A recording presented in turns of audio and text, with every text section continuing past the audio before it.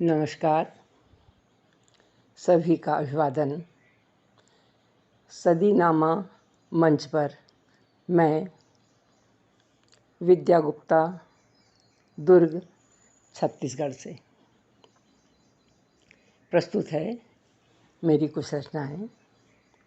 पहली रचना सन्नाटा। उस घर में सन्नाटा है और सन्नाटा यूं ही नहीं होता। उस घर में सन्नाटा है और सन्नाटा यूं ही नहीं होता। बहुत कुछ होता है उसके पहले। वह देखो, आंगन में झूले के आसपास लहूलुहान टूटी पड़ी है लोरियां। वह देखो, आंगन में झूले के आसपास लहूलुहान टूटी पड़ी है लोरियां गुनगुना रही थी जो थोड़ी देर पहले पलकों को थपकते हुए। चूल्हे के इर्द गिर्द बिखरे पड़े हैं। चूल्हे के इर्द गिर्द चिंदी चिंदी बिखरे पड़े हैं घूंघट के मासूम अंदाज। पीछे का आंगन जहाँ चर्रचू करती चारपाइयों के ऊपर दो पीढ़ियों के बीच बिखरी पड़ी थी अधूरी कहानी अभी भी। दो पीढ़ियों के बीच बिखरी पड़ी थी अधूरी कहानी अभी भी। बाहरी बैठक में जहाँ थोड़ी देर पहले बरस रहे थे खुशियों के फव्वारे। बाहरी बैठक में जहाँ थोड़ी देर पहले बरस रहे थे खुशियों के फव्वारे। पथराए लटके पड़े हैं यहाँ वहाँ कटी कटी सांसों के कतरे। मत खींचो, मत खींचो कुएं की गिरहट। मत खींचो कुएं की गिरहट। घड़े की जगह ऊपर आएगी 18 वर्ष की उम्र। घड़े की जगह ऊपर आएगी 18 वर्ष की उम्र, जिसके निचले हिस्से में नाखूनों के सैकड़ों निशान हैं जो उस घर के सन्नाटे के चश्मदीद गवाह हैं। जो उस घर के सन्नाटे के चश्मदीद गवाह हैं। अगली रचना तुम कभी नहीं जान पाए। काश तुम जान पाते, काश तुम जान पाते। घी लगी गर्म गर्म रोटियां टेबल तक लाते लाते तुम्हारा बूढ़ा नौकर चख लेता है आँखों से कई बार गर्म रोटियों का सोंधा सा स्वाद। घी लगी गर्म रोटियां टेबल तक लाते लाते तुम्हारा बूढ़ा नौकर चख लेता है आँखों से कई बार गर्म रोटियों का सोंधा सा स्वाद।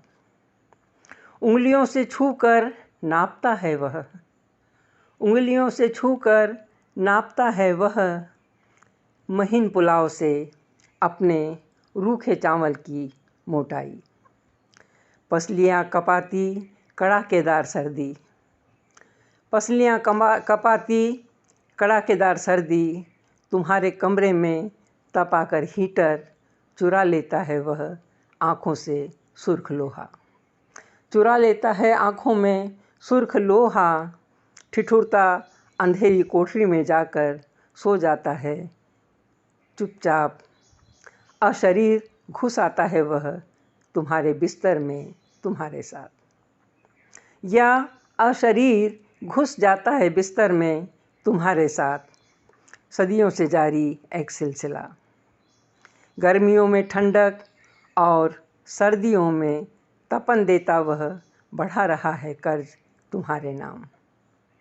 शायद नहीं जानते तुम कि उसकी सिहरन भूख पसीना आंसू जुड़ रहे हैं तुम्हारे नाम। शायद नहीं जानते तुम सिहरन भूख पसीना आंसू जुड़ रहे हैं तुम्हारे नाम। करना होगा भुगतान, करना होगा भुगतान। दे दो उसे थोड़ी सी गर्मी, थोड़ी सी ठंडक, थोड़ी सी चिकनाई। उसके चेहरों को छूकर आती दुआएं चुन लेगी तुम्हारे पथ का अकेलापन, चुन लेगी तुम्हारे पथ का अकेलापन। अंतिम रचना, हैसियत। जूते के आकार का लोहे का स्टैंड, जिस पर पॉलिश करते कील ठोकते वह बगैर सिर उठाए जान लेता है जी साहब और चलबे में अंतर।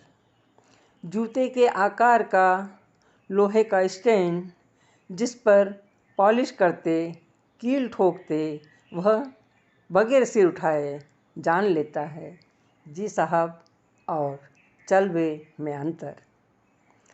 जूते से तौल लेता है आदमी की हैसियत।